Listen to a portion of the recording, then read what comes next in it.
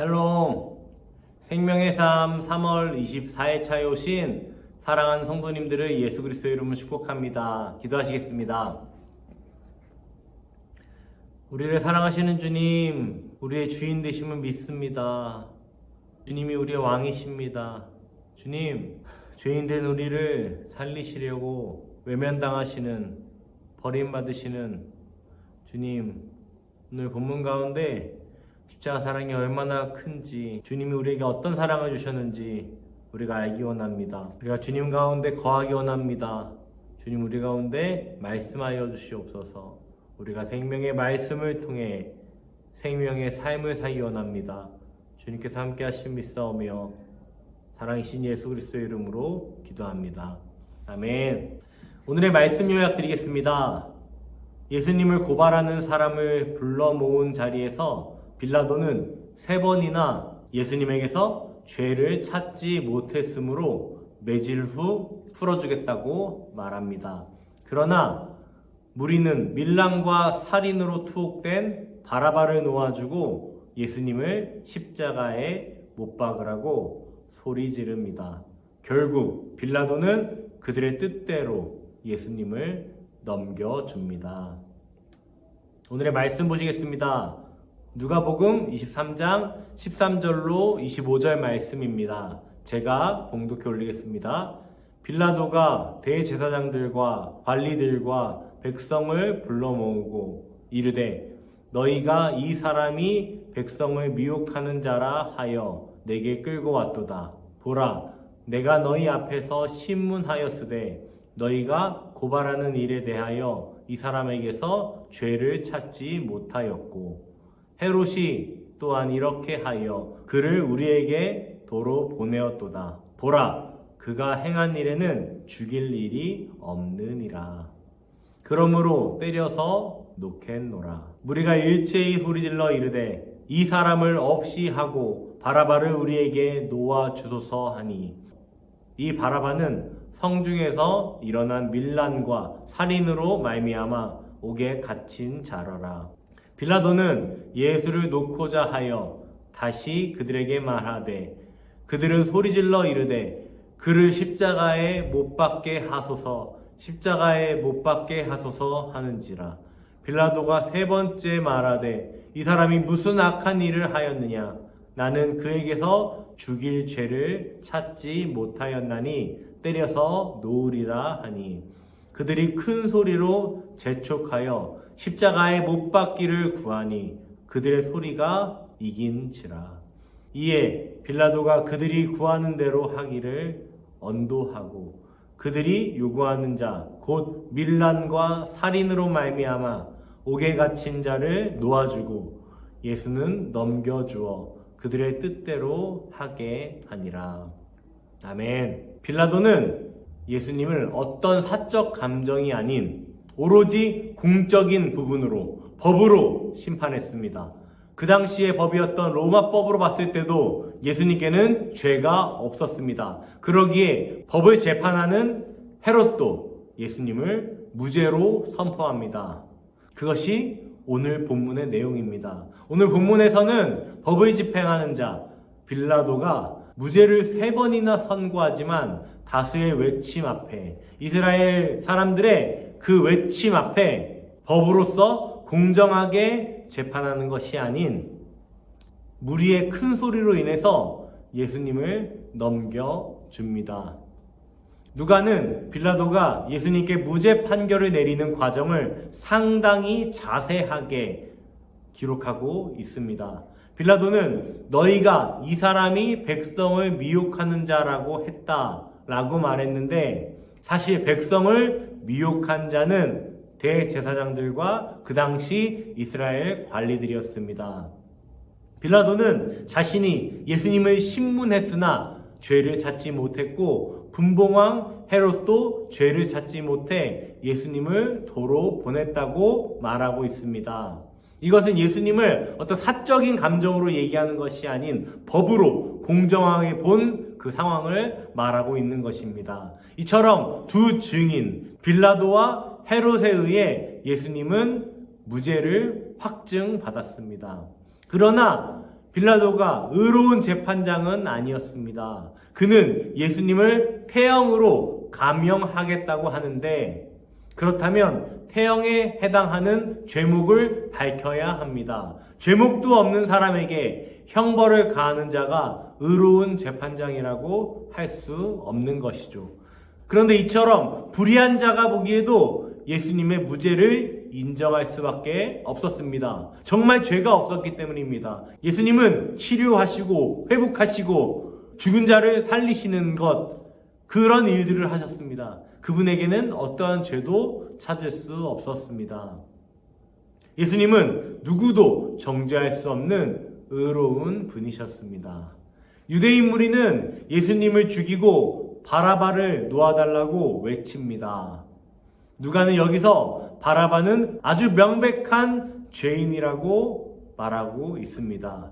재판장 빌라도가 예수님을 석방하려 했다는 사실도 언급합니다. 빌라도가 두 번째 무죄를 선언합니다. 그러나 무리는 예수님을 십자가에 못 박으라고 외쳤습니다.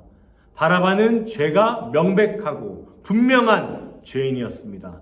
예수님은 죄가 없는데 무리는 모두 의인을 죽이라고 외쳤습니다. 누가는 이들 무리가 모두 미혹되어 예수님을 죽이는데 동참했음을 보여주고 있습니다. 누가는 미혹된 군중에 의해 바울이 에베소와 예루살렘에서 위험에 처했던 사건을 사도행전에도 기록해 선동에 쉽게 미혹되는 어리석은 군중들을 강력하게 비판했습니다. 그리스도인들은 선동에 미혹되어 분별력을 잃어서는 안 됩니다.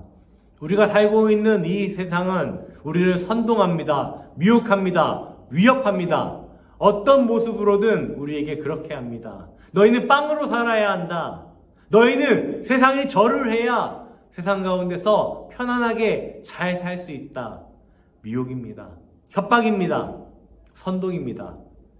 그런데 안타깝게도 많은 기독교인들이 그 선동에, 그 미혹에, 그 협박에 예수님을 부인하고 예수님께 등을 돌리고 있습니다. 빌라도는 세 번째로 예수님의 무죄를 선포합니다. 그러나 사형 대신 태형을 집행하겠다는 선언 때문에 그 판결은 권위를 잃었습니다.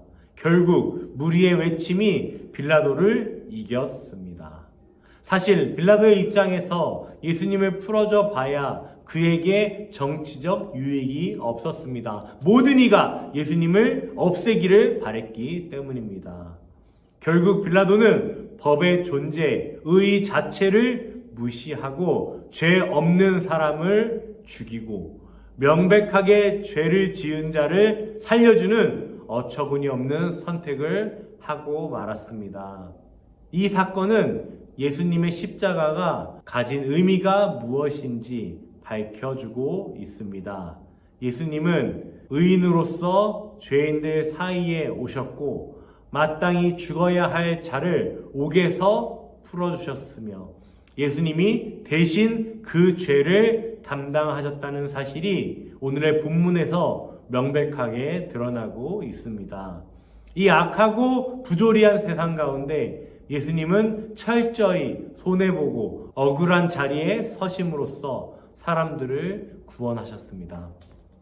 그 은혜를 받은 자가 바로 여러분과 저입니다. 세상은 악인의 흥함과 의인의 죽음에 크게 문제의식을 느끼지 않는 듯합니다.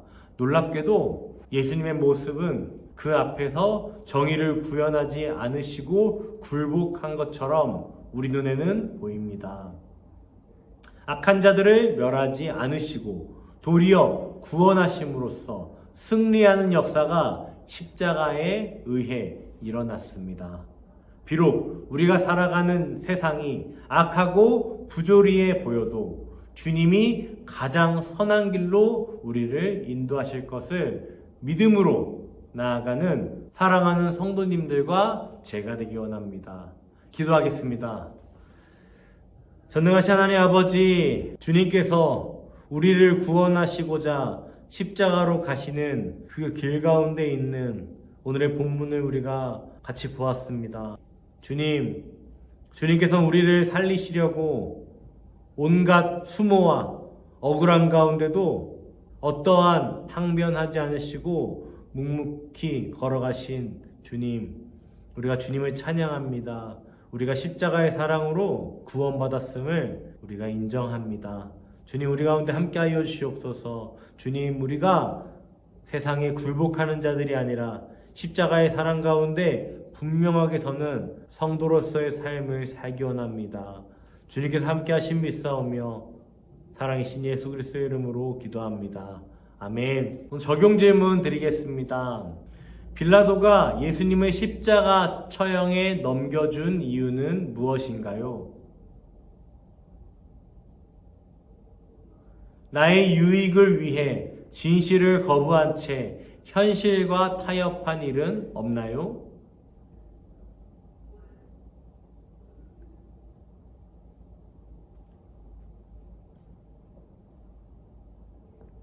한번 자신에게 질문해보는 소중한 시간 되시길 바랍니다. 한 절 묵상 드리겠습니다. 빌라도가 죽일 만한 일을 저지르지 않으신 예수님을 때려서 놓겠노라 라고 한 것은 명예, 수치 문화를 고려해서 이해해야 합니다. 당시에는 어떤 사람이 기소당하면 무죄일지라도 기소자의 체면을 고려해 법정적 경고 의미로 그를 채찍질하고 풀어주곤 했습니다. 예수님은 명백한 무죄임에도 채찍질을 당하셨습니다. 예수님이 징계를 받으심으로 우리가 평화를 누리고 그분이 채찍에 맞으심으로 우리가 나음을 입었습니다.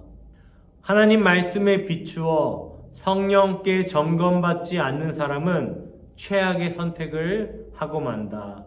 하워드 핸드릭슨. 기도하시겠습니다. 우리를 사랑하시는 주님, 바르게 분별해도 바른 판결을 내리지 못하는 연약함이 제게도 있음을 고백합니다. 공의와 정의를 시행하는 것을 주님이 삶의 예배로 기쁘게 받으심을 기억하게 하소서. 매사에 신중하게 분별하되 제게 손해가 되더라도 바른 판단과 결정을 내리는 편을 택하게 하소서. 주님께서 우리 가운데 함께 하심을 믿사오며 사랑이신 예수 그리스도 이름으로 기도합니다. 아멘.